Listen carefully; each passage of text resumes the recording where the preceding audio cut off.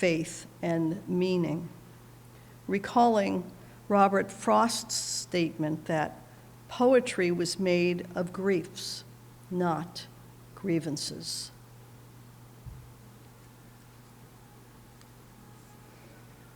A woman had deep loss and came to a teacher for comfort. She poured out her grief as he listened patiently. And then he said to her, "My dear, I cannot wipe away your tears. I can only show you how to make them holy. Blessed are you, divine presence, who shares sorrow with your creation."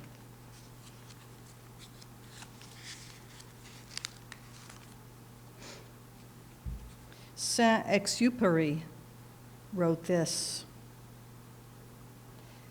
"In a house which becomes a home, one hands down and another takes up the heritage of mind and heart, laughter and tears, musings and deeds. Love, like a carefully loaded ship, crosses the gulf between the generations. So we must not neglect the ceremonies of our passage.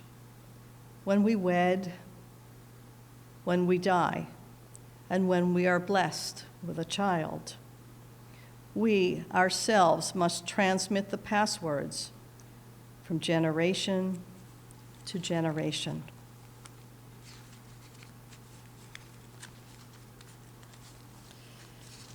These words from the book of Ecclesiastes that will very likely be familiar to everyone.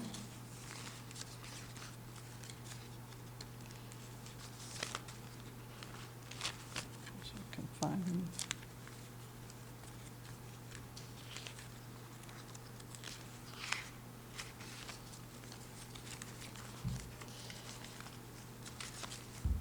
Before that, "These things I know, how the living go on living, and how the dead go on living with them, so that in a forest even a dead tree casts a shadow, and the leaves fall one by one, and the branches break in the wind, and the bark peels off slowly, and the trunk cracks, and the rain seeps in through the cracks, and the trunk falls to the ground, and the moss covers it. And in the spring, the rabbits find it and build their nest inside the dead tree, so that nothing is wasted in nature or in love. And for everything there is a season, a time for every experience under heaven, a time to be born and a time to die, a time to plant and a time to uproot what is planted, a time to tear down and a time to build up, a time to weep and a time to laugh, a time to grieve and a time to dance, a time to throw stones and a time to gather stones, a time to embrace and a time to refrain from embracing, a time to seek and a time to lose, a time to keep and a time to discard, a time to tear and a time to sow, a time to keep silence and a time to speak."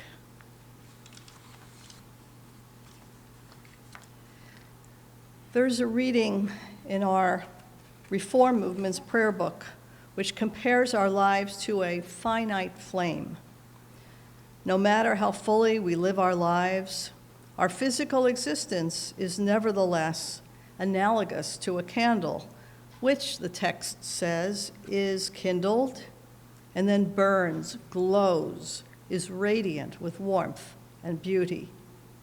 But eventually, it fades, its substance is consumed, and it is no more. Monroe Greenfield was, as we all know, a candle that burned with an incomparable radiance and brilliance as he embraced life with the greatest gusto and passion. Nothing was ever halfway with him. He was always all in. As you know, born in Philadelphia on January 17th, 1956, to Barbara and Albert Greenfield, Monroe attended Penn Charter School, was an undergrad at Wharton, and then went directly to business school at Harvard. In his senior year at Wharton, Monroe spotted a cute young woman named Wendy Marcus, and she never had a chance. In his inimitable way, he saw her, and that was it. While she was initially far less impressed with him than he was with her, for example, he had the chutzpah to invite her to watch him play football in New York after they barely met. After sharing a class and getting to know one another, something clicked. Monroe proceeded to make himself indispensable to Wendy in every way.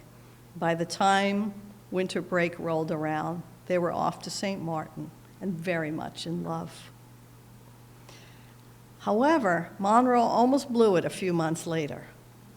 During spring break, just before which he discussed marriage with Wendy, he went off to Florida to play baseball, and in his correspondence with her, never mentioned a word about that marriage conversation, only talked about his baseball exploits. Exasperated, Wendy was ready to break up. However, returning to Penn straight from the airport, he picked Wendy up at her place, took her off for the most elaborate, romantic, meticulously planned proposal one could ever imagine. And so, after getting engaged on March 2nd, 1978, Monroe and Wendy married on June 25th of that year. Monroe headed straight for Harvard at that point, notably, and he and Wendy spent several happy years in Cambridge and then moved to New York City for work for both of them. Of course, Jason came along in 1982, and Aaron not much later. And then before Matthew was born in 1987, the family moved to Chappaqua, where they lived for about 10 years, where I had the pleasure of meeting them, until returning to Monroe's beloved Philadelphia. The devotion he felt for his family was as passionate and consuming as everything else in his life. Nothing made Monroe happier than coaching his son's teams, offering advice, and he reveled in their successes, which were many. And to say he adored Wendy is beyond an understatement. It's difficult to find an appropriate word or words to describe his feelings for her. It was a love story for the ages. Ralph Waldo Emerson wrote, "The days come and go like muffled and veiled figures sent from a distant friendly party, but they say nothing. And if we do not use the gifts they bring, they carry them as silently away." I can't think of anyone who more fully used the gifts of each day of which Emerson spoke in such sundry, varied ways. Several people have noted Monroe's propensity for bursting into song, whether those were opera arias, show tunes, or anything else.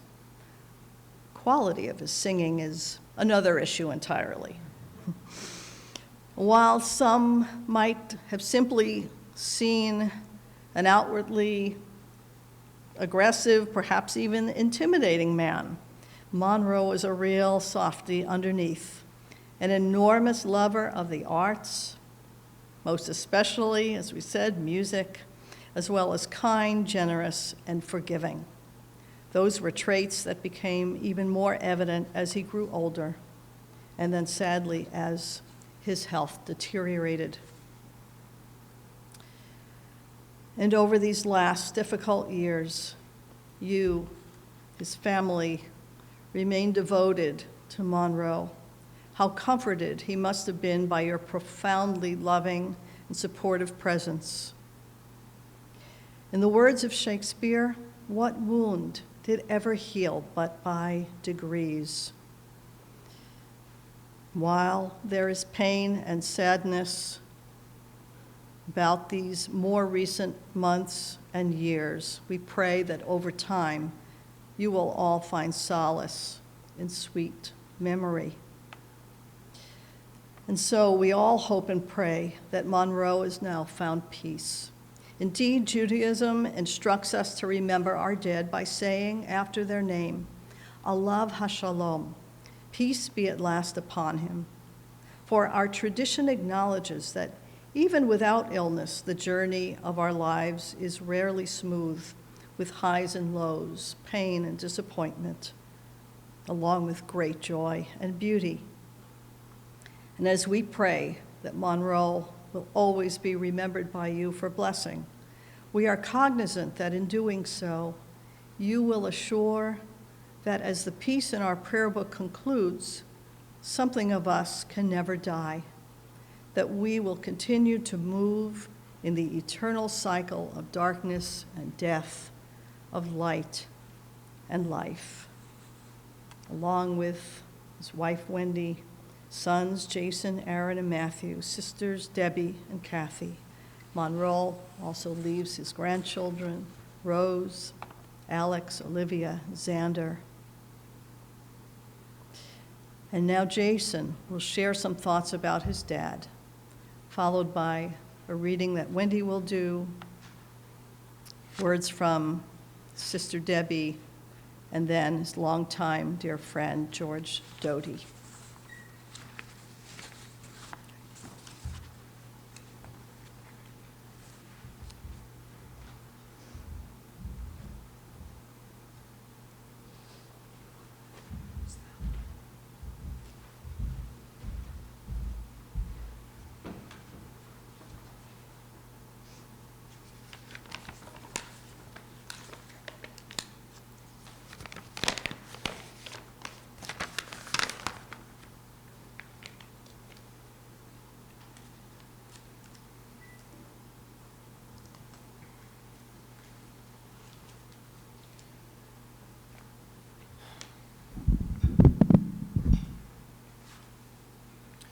Good morning.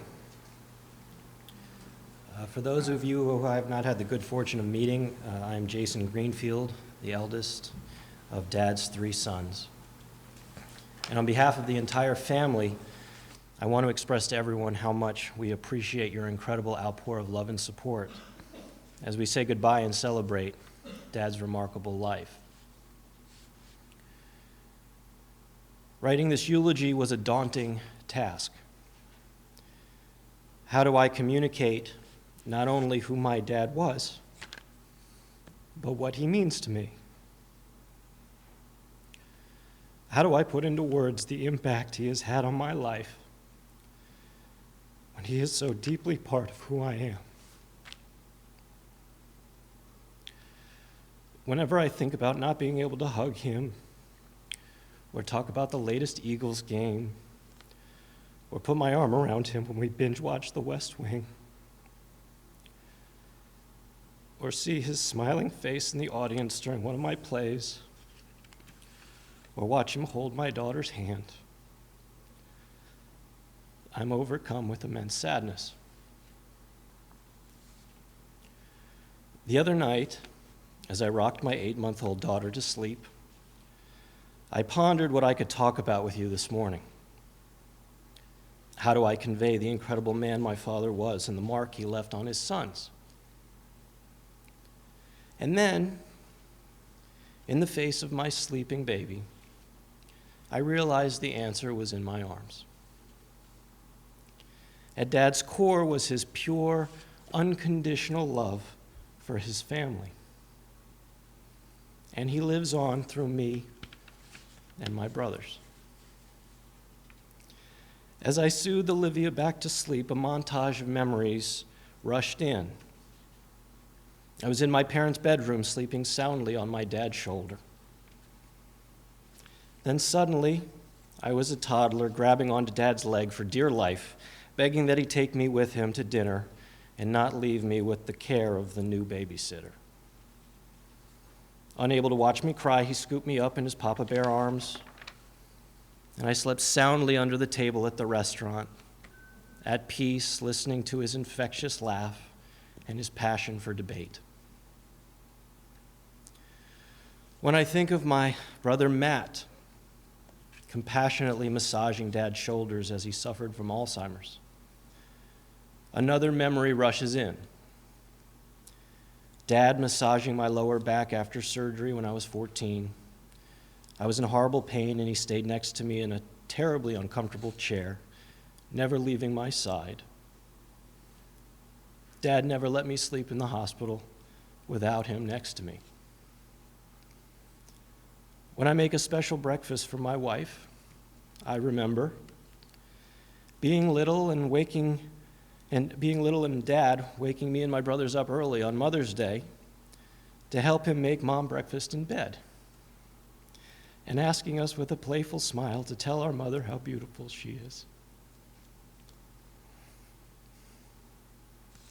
When I think of Matt's romantic proposal to his husband Eric under the sunset at the beach house, or a path of rose petals leading my sister-in-law Allison to Aaron on bended knee, I remember the story of Dad sitting Mom on a statue and proposing with church bells ringing in the background as he declared his love for her, much the same way Grandpa did with Grandmere so many years before. Many of you may not know, but Dad was an old-school romantic. When I think of Aaron's tenacity as he played linebacker, or Matt's determination before jumping up on the high bar, I remember watching Dad play in the men's baseball league as a young child and observing his intensity as he hit a home run, and later hustling down the first base line to beat out a ground ball, giving every ounce of energy he had, determined to do everything he could to help his team win. When I give a motivational speech to my student actors, I remember being coached by Dad for the first time in Little League, kneeling in a huddle with my teammates around him as he explained his 3 rules. 1, be on time. 2, have fun. And 3, play like hell when I ask you to. And we would run through fire for him. When I see Matt hug his baby boy Xander tight to his chest, I remember being bear hugged by Dad as he beamed with pride after a performance of Fiddler on the Roof, and enveloping Aaron and Matt after a hard-fought football game or gymnastics meet. I remember Dad bragging to anyone who would listen that he flew to see me in a play at UCLA, then flew to Berkeley, California to see Matt's gymnastics meet, and then got on another plane to the University of Michigan to see Aaron's baseball game, before getting on another plane to get back in time for work on Monday morning. And for Dad, that was the perfect weekend. What hurts the most about his passing, as Allison noted, is knowing that he and his grandchildren will not get to spend more time together. And he wanted that more than anything. However, I take solace knowing that with every dance I have with my sweet Olivia, Dad is there. With every playful toss in the pool that Aaron gives Rose and Alex, Dad is there. With every baby workout Matt does with Xander, Dad is there. He is in our hearts, he is in our minds, and he is in our souls. Our children will be with their grandpa through us. And I learned so much from Dad, not just from what he said, but by how he lived. When I step back, I come away with three main lessons. First, find the love of your life and devote yourself completely to them. Second, seek out your passions and invest yourself in them with everything you got. And third, indulge in your pride for your children and nurture them with all your love. If you can do even one of those, well, then that's a life worth living. Dad, I want you to know that I will keep you with me in my heart for as long as I live. You're the most amazing man I've ever known, and the man who has had the biggest impact on who I am. I miss you so much.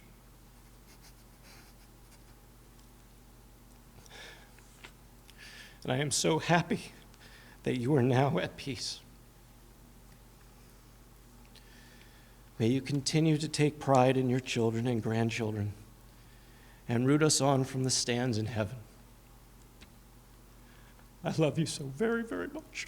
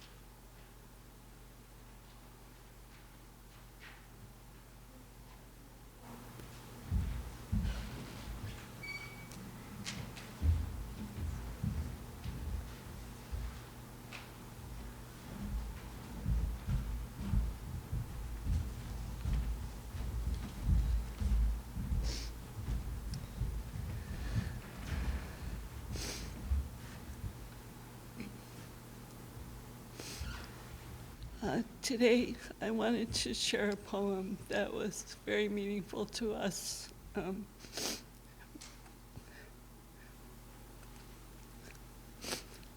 We recited it when we renewed our wedding vows. I carry your heart with me. I carry it in my heart. I am never without it. Anywhere I go, you go, my dear. And whatever is done by only me is your doing, my darling. I fear no fate, for you are my fate, my sweet. I want no world, for beautiful, you are my world, my true. And it's you are whatever a moon has always meant, and whatever a sun will always sing is you.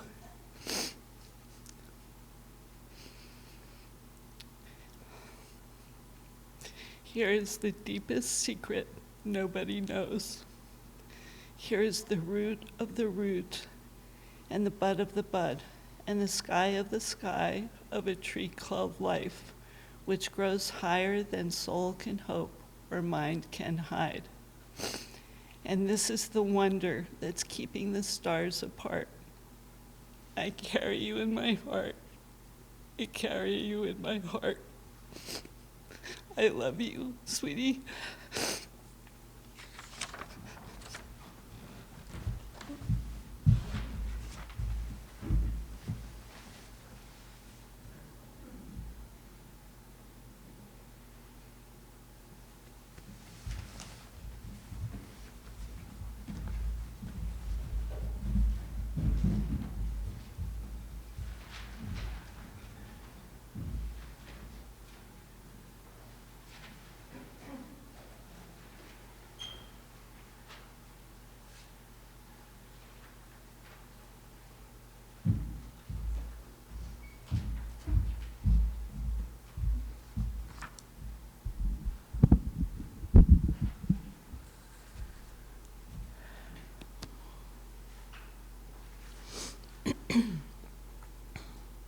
Good morning. I am so glad that we're able to gather together to honor Monroe. I'm Debbie, Monroe's oldest sister. Apart from my sister Catherine, I am the only person who knew Monroe from the moment he was born, all 65 years. We shared the same experiences of growing up on the farm. He, the eldest boy, and I, the eldest girl. I remember Monroe as a 3-year-old, wearing a little cowboy hat with "Row, row" embroidered on the rim, and taking care of him when he had the chicken pox, when my mother was in the hospital giving birth to Douglas.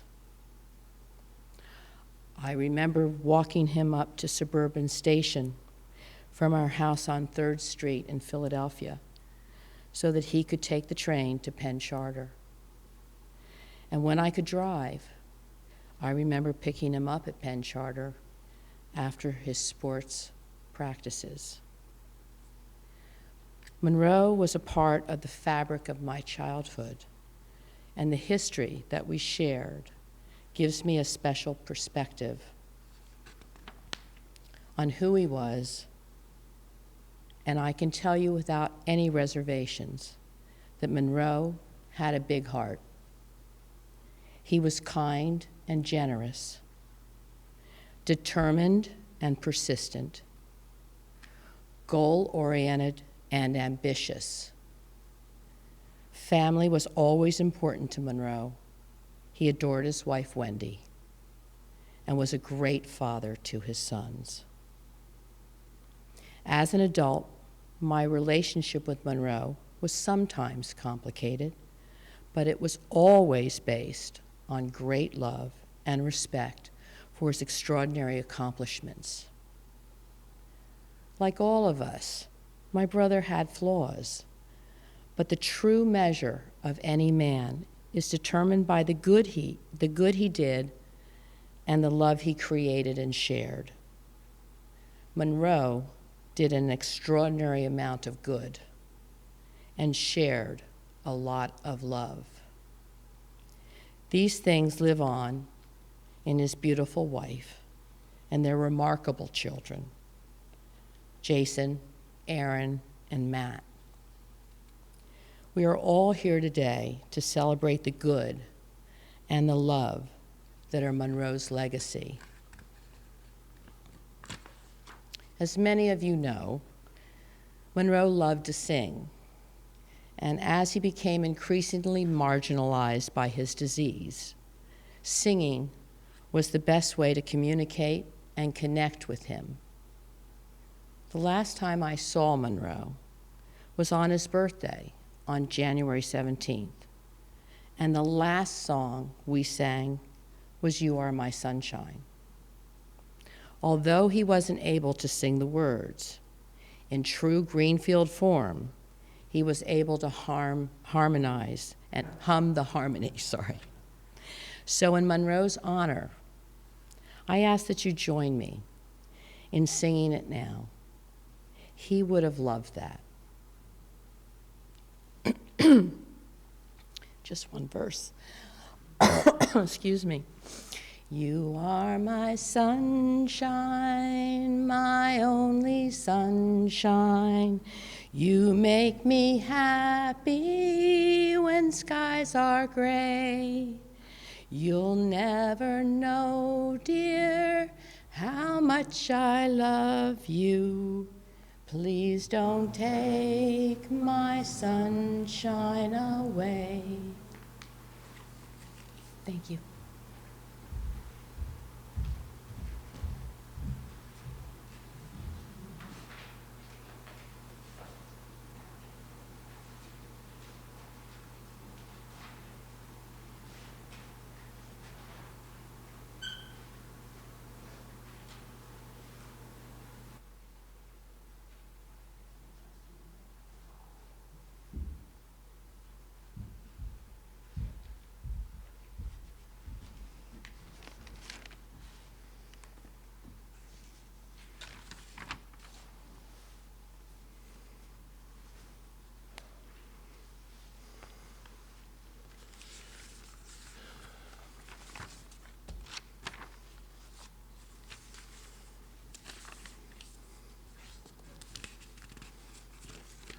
Well, I guess this leaves me as the cleanup hitter. I'm George Doty, for those who don't know me, one of Moose's older friends, certainly by chronology. Albert Monroe Greenfield III. What Jewish family, no matter how reform, gives a child that name? Jason, the only time I ever saw your father show restraint was by not naming you Albert Monroe Greenfield IV. I guess Xander was probably also spared for that matter. No, not even telemarketers called him Albert.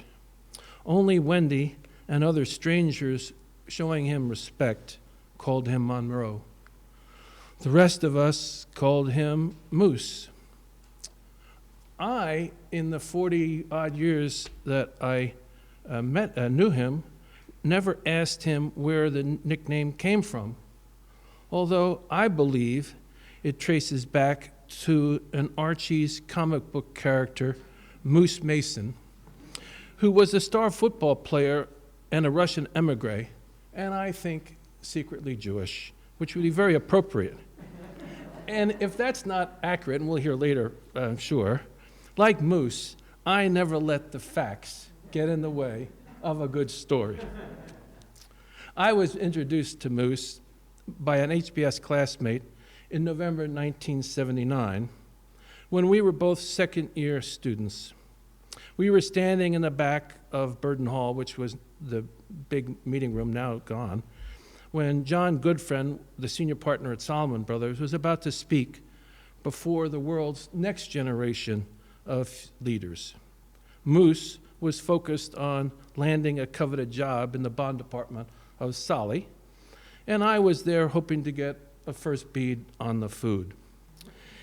In the 30 minutes before Goodfriend was there to arrive, we interviewed each other for the opportunity to become lifelong friends. In that short time, I learned Moosey's, which was Barbara Greenfield's endearing name for him. I learned Moosey's life story, and he learned mine. It was a remarkable story. He had been admitted to Harvard straight out of Penn, which was a rare, rare feat. 90% of the class came after meaningful work experience, which I had to get. The other 10%, the vast majority, had come directly from Harvard undergraduate. It was almost impossible to get to Harvard from anything undergraduate. I almost would be curious to read his application. He had already, by that time, spent his summer internship on Solomon's trading floor and was sure at that time to spend his career being a successful bond trader. I was curious, what made Moose so exceptional? I wanted to know. He talked of his tryout with the Phillies and how he had almost abandoned going to business school to pursue a career in Major League Baseball.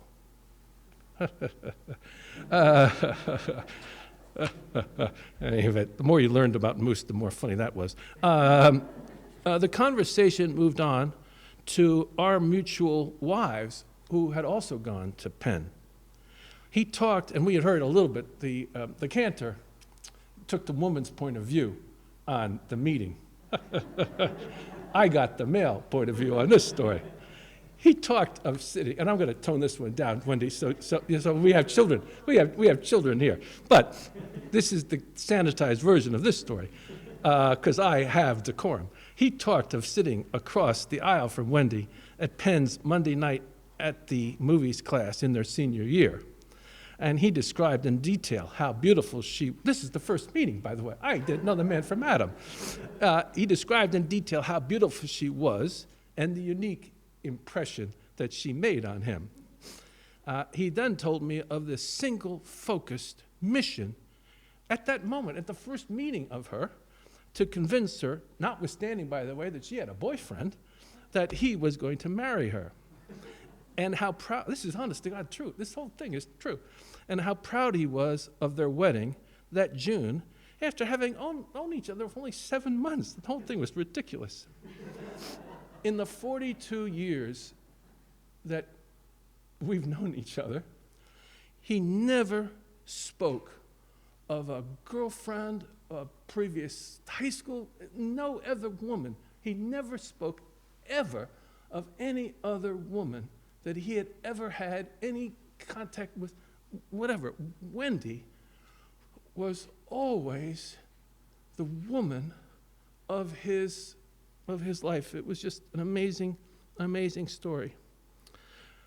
My wife, when I was struggling with how I could capture this in 3 minutes or 4 minutes, whatever this is going to turn out to be, my wife asked me how to describe my relationship with Moosey.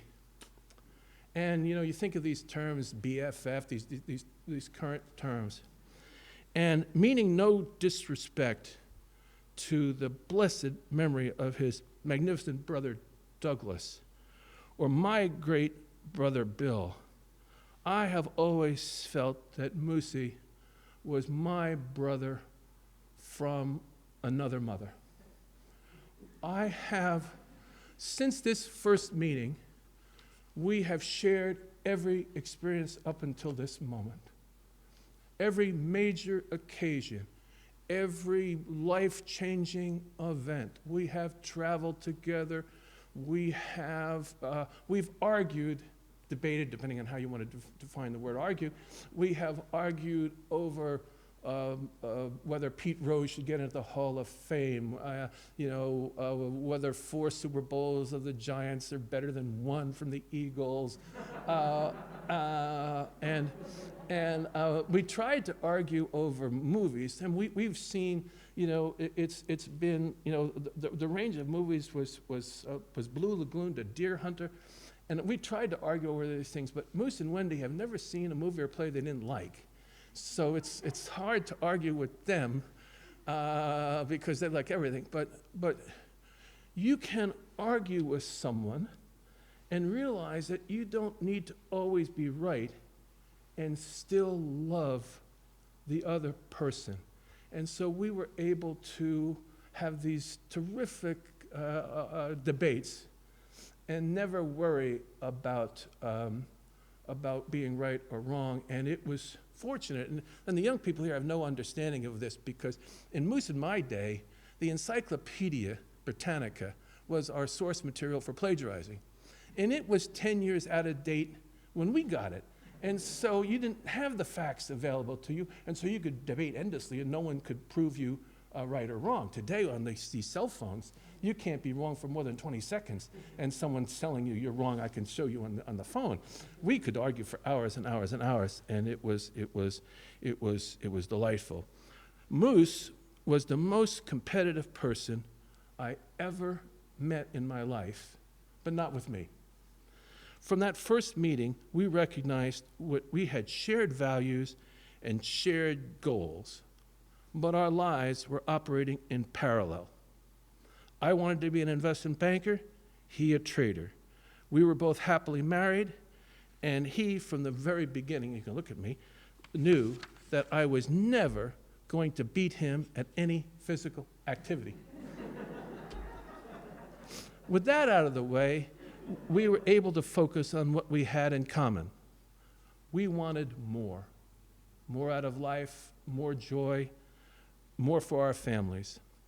We were proud of our family name, and we wanted to preserve it and to build on it. Love of our family was everything. For Moose, real estate was always his greatest professional love. Early on in our relationship, he talked of his grandfather's career in real estate.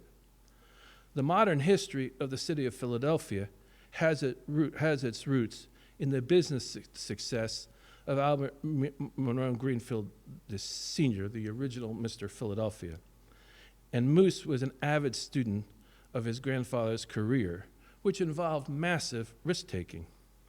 It was no surprise to me that when Moose had the opportunity to acquire the Albert Memorial Greenfield real estate business in Philadelphia from Helmsley, that he jumped at it, even though it involved significant risk.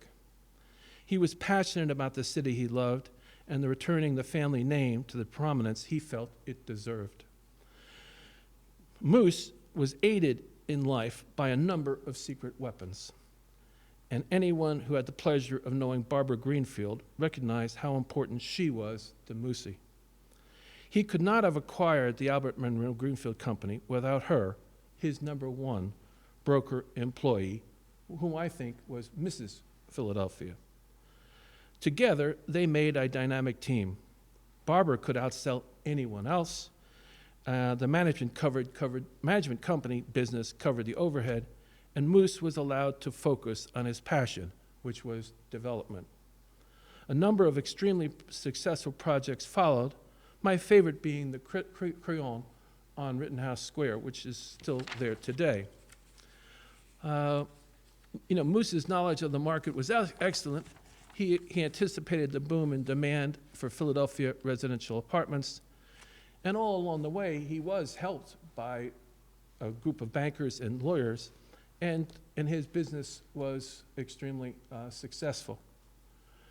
Separate from all of that, we had the opportunity to spend an enormous amount of time with both the Marcus family and the Greenfield family, of which many are here, Debbie here, and Douglas's family is here. And it was similarly clear to us the importance of the 280 plus acres farm that Moose grew up on, and the impact that the farm had on the family. I remember going in, I never went into Debbie's room, but I went into Moose's room, and it was, Moose and Douglas shared a room, and it was covered with trophies and ribbons and plaques and photographs. This was in a day when you didn't get attendance trophies. You actually had to win something, and it was covered with the rewards of an athletic life well lived. And you could see Moose's pride in the farm and what it meant to him. And when he saw the potential of the urban migration and demographic changes and real estate values, it was clear that the farm, he saw tremendous potential for the farm. And unfortunately, changing economics and time ran out on Moose, and that was one project that ultimately didn't work out for him. And then his health started to fail. And that was one of the saddest conversations I had now 7+ years ago, when he told me he couldn't start doing math. And he had always prided himself on his math skills, which is fundamental for being a bond trader in real estate. But he was noticing that he couldn't do the simple calculations like figuring out a tip. And it soon, he recognized that he was having some cognitive issues. And then Wendy and Moose, pursued the medical issues. And from that moment on, he fought with a vengeance to make the most out of his cognitive life for his family that he could. And he rode the bike, and he changed his diet, and he jogged, and he did everything he could, because he recognized the dividend that would come from putting up the fight of his life. So he got to see the birth of his grandchildren. He got to see the marriage of all of his children. He got to see the birth of the next generation of Greenfield men in the birth of Xander. And so all of that effort, that struggle, the recognition that the next day was not going to be better than the day before. Nonetheless, he fought through it, and it was amazing. And he had terrific caregivers, and he moved to art and song, and he fought for every day as best he could. And we find ourselves now having to say, fly, my favorite eagle, fly. Your journey is ended. Go with my love. Rest in peace.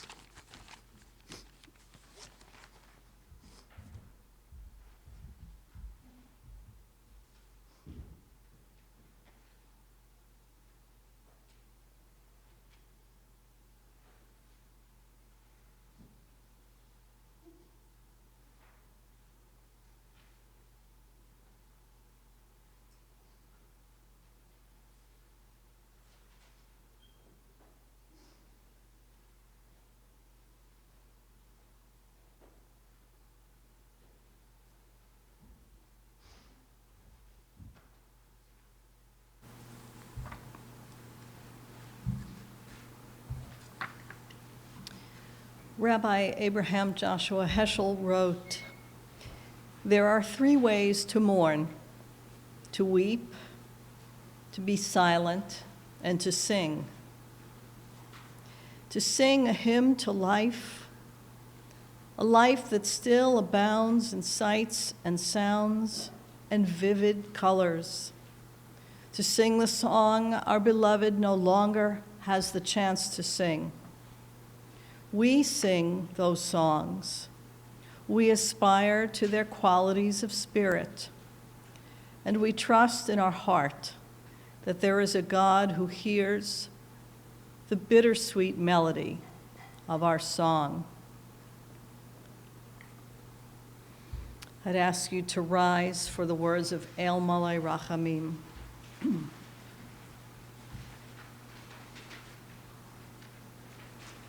El Malay Rachamim,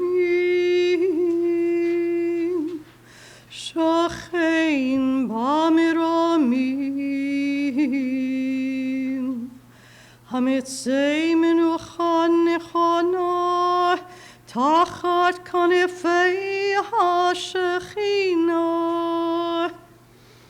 Im Kedoshim Utehorim, Kizaharikia Mazirim,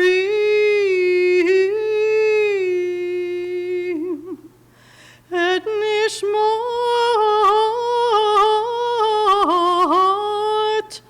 Avram Moshe Shehalach Leholamo, Bol Harachamim, Harachamim,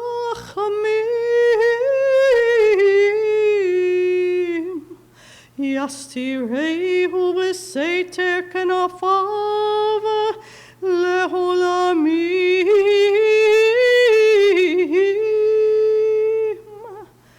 V'yitzroh HaChayim et Nishmato,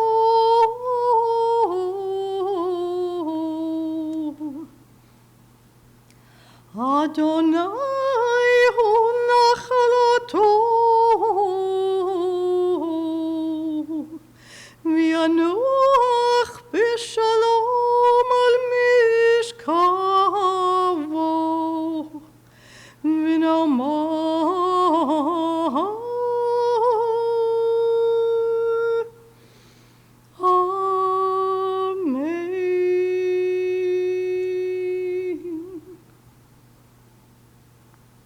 Compassionate God, eternal Spirit of the universe, grant perfect rest in your sheltering presence to Avram Moshe, Monroe Greenfield, who has entered eternity. O God of mercy, let him find refuge in your eternal presence and in the shadow of your wings. Let his soul be bound up in the bond of everlasting life. God is his inheritance. May he rest in peace, as together we say, Amen. Birth is a beginning and death a destination, but life is a journey, a going, a growing from stage to stage. From childhood to maturity and youth to age, from innocence to awareness and ignorance to knowing, from foolishness to discretion and then perhaps to wisdom, from weakness to strength or strength to weakness, and often back again. From health to sickness and back we pray to health again.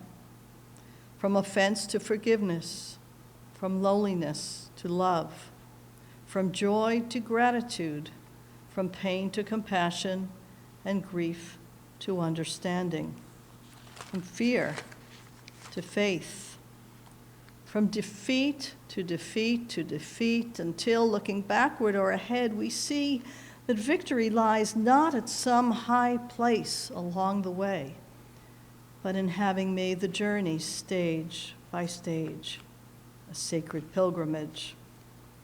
Birth is a beginning and death a destination, but life is a journey, a sacred pilgrimage made stage by stage, from birth to death to life everlasting.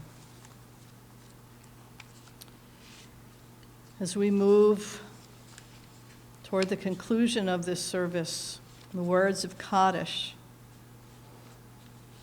a little story. A king once owned a large, beautiful diamond of which he was justly proud. It had no equal anywhere. One day the diamond accidentally sustained a deep scratch, and the king called all the skilled diamond cutters, offering them a great reward if they could only repair the imperfection, but none could do so. The king was deeply disappointed, but after a while, a gifted lapidary who hadn't been in the first group came to the king and bravely promised to make the rare diamond even more beautiful than it had been before the mishap. The king was impressed by the man's confidence and entrusted the stone to his care. Keeping his word, with great artistry, he engraved a beautiful rosebud around the imperfection and used the scratch to make the stem. We can emulate that craftsperson. When life wounds us, we can use even the scratches to etch a portrait of beauty and life affirmation. And so we turn to the words of Kaddish, which are, in fact, words of life affirmation. They don't speak of death, only remind us to be grateful for those who have been part of our lives, who have brought beauty and love and meaning to our very being. And if the words are difficult to follow, at the ends of many lines, we say simply Amen, and I'll prompt you to say that.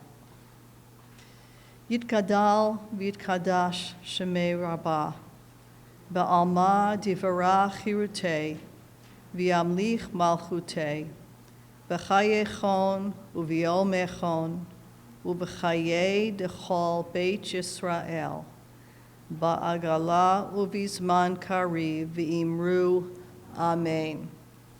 Yehi shemei rabbah mivarach le'olam u'lalmei almaya. Yitbarach v'yishtabach v'yitpa'ar v'yitromam v'yitnaseh v'yithadar v'yitaleh v'yitalal shemei dekudesha b'richu. Le'ela min kol birchata v'shirata tushbechata v'nechemata da'amiran be'alma v'imru amen. Yehi shlama rabba min shemaya, v'chayim aleinu v'al kol Yisrael v'imru amen. Oseh shalom b'mromav, hu ya'aseh shalom aleinu v'al kol Yisrael v'imru amen. May the one who makes peace in the heavens make peace for us here on earth and comfort all who are bereaved among us. Hamakom yenachem etchem b'toch sha'ar avelei Tzion v'Yerushalayim. May you be comforted among the mourners of Zion and Jerusalem. And now, go forth in peace to life. That concludes our service.